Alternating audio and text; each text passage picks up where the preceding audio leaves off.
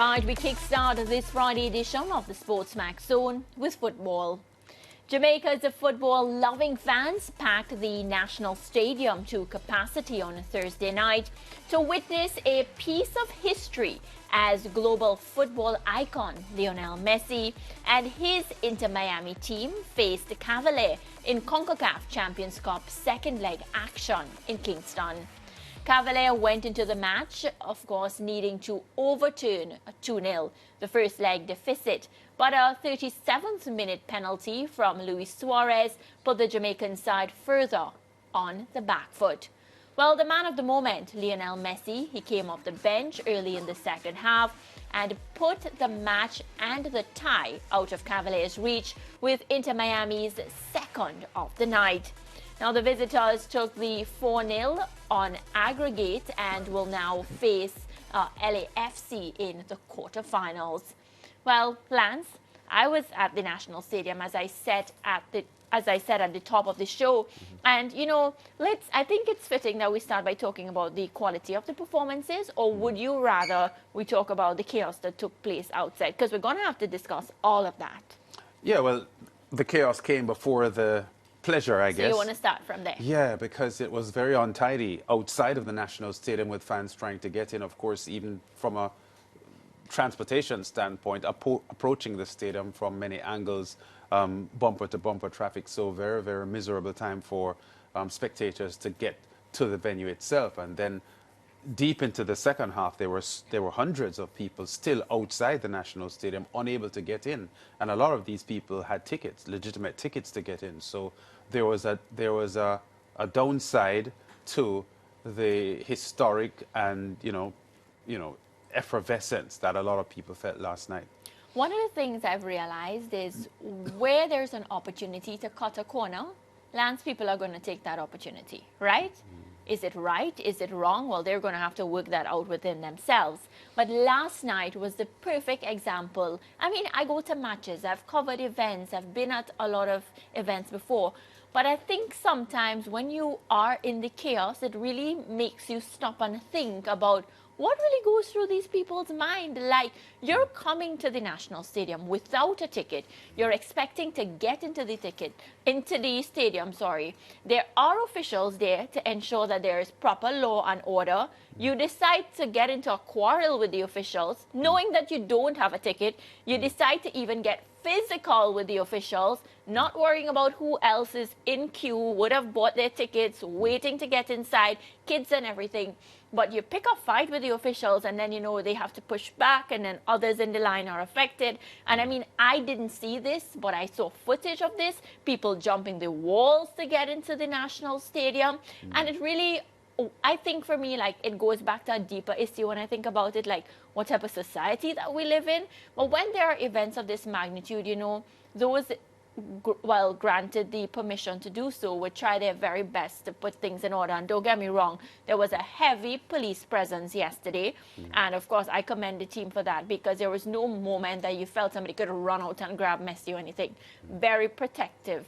But, you know, the things that were happening outside, and as you know, I was telling you, you know, a lot of my friends were there from very early, trying to ease that traffic situation. So they go there from, let's say, 4 o'clock, hoping not to be in the rush at 6 and all of that. But still, Lance, you know, I saw a lot of disgruntled, I'd say customers first, because you purchase a ticket, and supporters who were, like, some of them almost in tears because you paid your money, you haven't used the ticket, you're probably not going to get a refund, and you had to stand outside while, can I say hooligans? Yes. Yeah, they were just barging into the place. There was a point, right? So I have this style where when I go to matches, and I do it all the time, I always leave 10 minutes before. Nobody do that now, because then you all create the traffic. Yeah. Yeah, I leave 10 minutes before, because I just want to get out of the way, and I can't really deal with the chaos, right? I couldn't get out the gate yesterday, and I'll tell you why. So I'm trying to go through the exit, but the police has to stop me because, Lance, the people are going to push the gate down if I try to sneak out.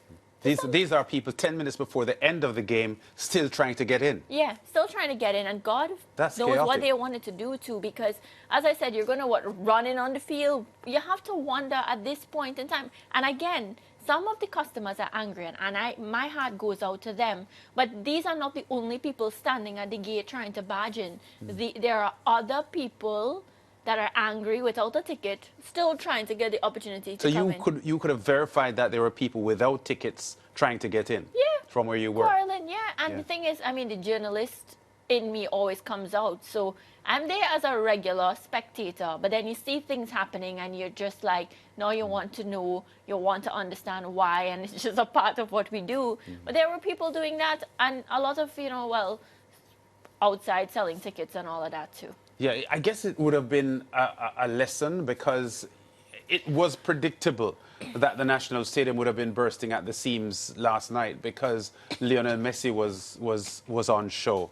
And he is currently, the most famous footballer in the world. And for him to be playing in Kingston, Jamaica, a lot of people will see this as a once-in-a-lifetime opportunity. So it wasn't difficult to predict that last night's stadium complex would be bursting at the seams. So you jumped the wall. Yeah, I just wonder how much the organizers had prepared for this to efficiently handle the massive crowd that was expected, because a lot of people, and you know what, I'm not defending the bad behavior, but if you pay money to get into a venue, the match has already started. Worse, in the second half, it becomes apparent to you that Lionel Messi has now taken the field, which is why you've built up all this passion to go to watch the match. Yes. It is hard for a spectator at that point to contain his or her anger, disappointment, fury, whatever word you want to use. That. So I'm not condoning bad behavior, but the stage is set for people to get angry if you put them in a situation where they are cheated and they feel disrespected, because that's what happened with a lot of spectators last night. Having said that,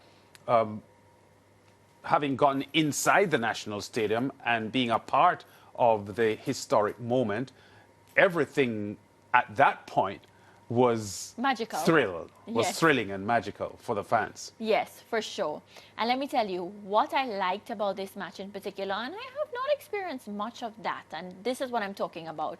The fans stayed with the game throughout the entire 90, I think it was 92 minutes, well, 90 minutes, right? 92 minutes. They stayed with the game throughout the entire 92 minutes.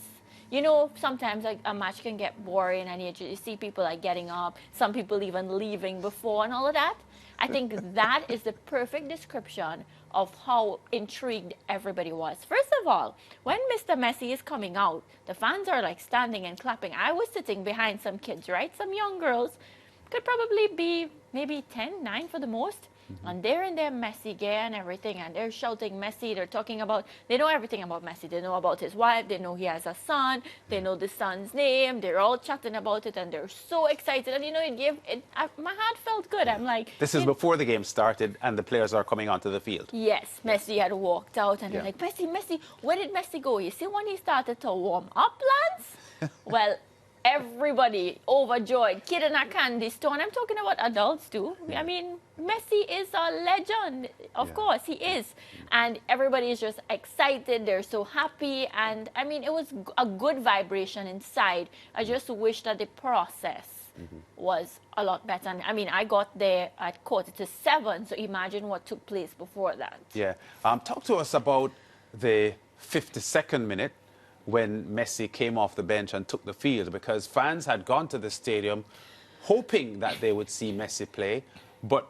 prepared for the possibility of the coach not starting him and there's no confirmation about how much time he would play, if he would play at all. You know, there was always the possibility that he would just play 10 or 15 minutes. So I thought seeing him come up to take the field at 52 minutes into the game was a plus. It was early enough in the second half that people felt that they will get a good dose of the genius. Yeah.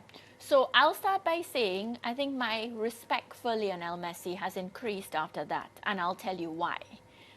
First of all, earlier today, this morning, there was a press conference with Steve McLaren. Of course, he's from England, so, you know, he's in contact with all these managers and players, like they're on his phone, he's texting them, right? So one of the things he said is he spoke to Mascherano before the match, and he said that Messi was going to play because, you know, he knew the Jamaican fans wanted to see him and all of that. The truth is, Lance, Messi did not have to play. Messi doesn't owe any one of us anything. But I think that speaks volumes to his character as well. It was his first time in Jamaica, recognizing that the stadium was filled to capacity really for him. And I think he could have felt it from the moment he came out. I think that spoke volumes as well. So, you know, my producer's reminding me from the time he arrived. Remember, I got at the airport. Yeah. Yeah, from the airport. The airport scenes told the story. Yeah. Yeah, for sure. So I think my respect for him has grown again massively because of just the quality of the person. He sat there so quietly, just waiting for his opportunity. He started warming up. And I mean, icing on the cake for his team because he picked up that goal that again. Yeah. A lot of people talk sometimes about watching players on television and getting a different kind of feeling from seeing them live. That goal from Messi was sweetly taken. He made it look easy, but that's what quality players do. They make everything look easy. And from the very first touch of the ball last night was almost a goal. He picked up a ball on the edge of the 18 with his back turned to goal, swiveled, spun 180 degrees, and gave himself some shooting room, but the shot went high. So from the very first touch, Messi excited the fans last night. Yeah, from the very first touch, he had an impact. And I also want to just take the chance also to commend Cavalier. The Cavalier team, first of all, I just want to remind our viewers the work, the results that Cavalier had to put in to even get to this point, right? I think this team has a lot of potential. They have a long way to go. And being able to compete against a team like Inter Miami can do one or two things. It could demotivate you and you can feel like you're not on the level. Or Lance, it could ignite that passion inside of you where you now feel like you want to get to that level. You want to compete with the best, at the highest level. And I think this is what has happened. You know, I got the chance to speak to Kylie after the match. He's happy, you know, he's overjoyed. Despite the fact that they would have left on the losing side, I think they've ended on still a high note because they've learned a lot. They've gotten the opportunity, as I said, to play among the best. And it can only be up from here for this team. Coach Rudolph's speed, I mean, kudos to him. I listened to the commentators speak about him, the quality of him. At one point in the match, they said, you know, he's been doing this for quite some time. But now, to play a match against Inter Miami, people are zoning in on him a lot more because they're wondering, well, you know, with the little resources that he has back home, to be able to get a team to this level speaks volumes. And I think now moving forward, Cavalier is a team that a lot of teams and countries will not take lightly. They have a lot of speed, they're fast, they're quick, and they're good. Yeah, and the fact is they have an average age of about 20 years old. So Speed's modus operandi has been to have young players in his setup, many times teenagers representing the club. And to follow up on the point that you just made, they could be disappointed with a 4-0 aggregate loss, but they could also look at the plus side of things and focus on the fact that they were competitive, even more so in the Miami first leg. They were not as impressive in the second leg at home, unfortunately for them. But it was obvious that they were competing with Inter Miami. And I think they gained Inter Miami's respect in the first leg. And Inter Miami came to Kingston with a different kind of attitude to the challenge that faced them because they recognized that the Cavalier team was a pretty solid team. So a defeat for Cavalier, yes. But I think a victory of sorts because they have on a big stage shown that they can compete with the top MLS teams. Yeah, can't wait to see other teams do the same from around the Caribbean. Well, let's take a quick break. We have a packed show for you today. It's Friday, it's fantastic, and we'll be right back.